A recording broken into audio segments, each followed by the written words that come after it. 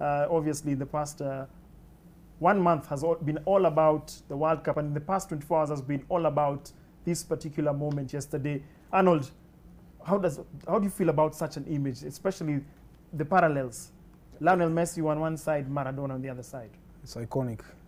It's iconic. It's a picture that I could sit here for like hours and just like look at the picture. It says so many stuff, tells you so many things.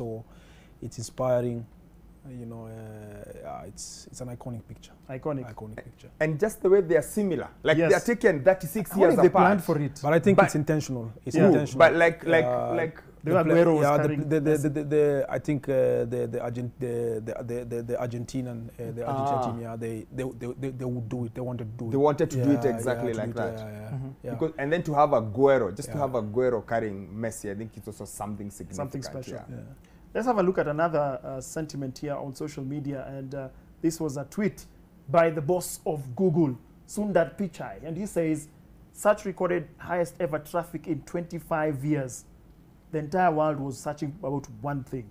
The entire world was watching, and if you want to know why the entire world was watching, look at the number of elite sportsmen and women who don't play football, who don't necessarily like football. Tweeting, Serena Williams tweeted, Coco Gauff tweeted, Michael Sherry tweeted, and they're all saying, oh, so this is how it feels when other people come to watch our sports, and then they become experts in it, because we are now have become experts. I think this World Cup, because it's the first social media World Cup, so to speak. It's the first World Cup that was almost purely run on social media, whether it's TikTok, whether it's Facebook, whether it's Twitter, whether it's Instagram. And the whole world sort of got involved in wanting to know what's going on and why it's going on. Right, and we have another image here on the timeline. Obviously, it's been dominated by the final that we watched yesterday, that epic final. Top left, Maradona. Top right, Pele. That's funny. That's the funniest of all of them today. Bottom left. But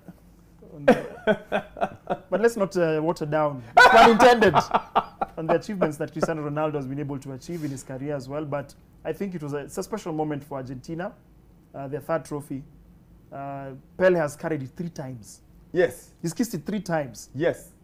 When we talk about the greatest of all time, I think it's the first 3 guys you've seen there. I think they're the ones who are in that conversation. I know Arnold has a slightly different look to the whole of it, because I was asking him, Messi, Cristiano, what do you think? And he says maybe Cristiano just doesn't get as good attention as Messi gets. I think it's also like something of a culture. You know, the European culture is like everybody's equal. But if you look like Argentina, from day one, there was like, you know, even if you listen to the players' interviews, like we are going to win this World Cup for Messi, not even for Argentina, for Messi, because he has to do it. So they were, but you know, Portugal or Europe was like, yeah, he's not doing so. When Portugal needed Cristiano, he was there for them, and he clutched them a number of times. But when he needed Portugal, Portugal turned his back on him. Portugal moved on.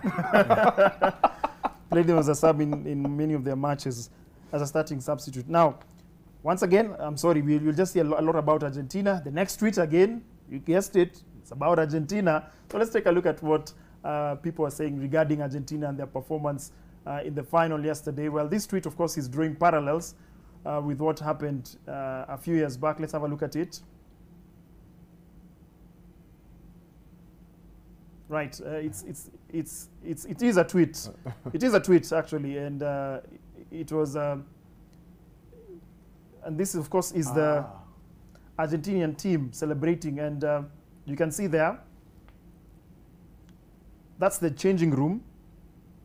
I'm sure you're celebrating. We can see Messi leading the celebrations, and this looks like it was Instagram. Yeah, this was an Instagram, yeah, an Insta Live. I think it was Dybala's or Aguero's live. You see what I was saying about social media. Now, back in the days, you would never see Arnold and Co celebrate like this. We would never see anything of what happens in the dressing room. But now, you've got Aguero doing the Instagram, you've got Dybala. There was one of Otamendi as well, where Emi Martinez was leading the chant around the dressing room. Then they all pose something about Mbappe, they take, and then they continue. It's just social media has changed everything in how we see these things. And I think there was one, I'm sure you saw it, where the Argentine player jumps into a dustbin. Yes. Yeah, those things were all happening. What if you break your neck like that? Yeah, like all those things are happening in the dressing room, but now because of social media, players can share them, and we can get to understand how they feel. The emotions. Yeah. The emotions and the celebrations, because normally we never see them. But I think it's fantastic. And you know, I think Argentines, just for the tears they shed during games, I think they deserve it. Let's have the last one here. Let's see what you were saying online regarding the World Cup. And this one, let me give a clarity on what this happened. I know if you're a wrestling fan, the gentleman, of course, who is strangling the other player is Undertaker, and that is Randy Orton. So this was drawing parallels to what Mbappe did. Of course, Argentina could be the gentleman who is being strangled there. And of course, Argentina were leading at that particular point. But France came back. So they were coming to confirm. Yes, France came back. Walikuja na ubaya, and that was Mbappe. Well, actually, the video actually speaks exactly translates how the game was. Yes. Because like if you look at the way Argentina started to play, they started controlling the game, and the fans were like, ole, ole. So it's like, yeah, Argentina was coming to look as France, are you dead yet? But then, no, yes, we aren't dead.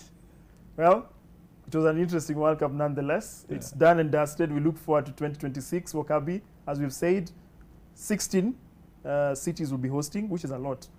3 countries. 3 countries. Cities, let's see how that pans out. But once again, thank you so much, Arnold, for joining us this evening and coming to, of course, share your sentiments regarding the World Cup and what you're doing to grow the game. Thank you so much.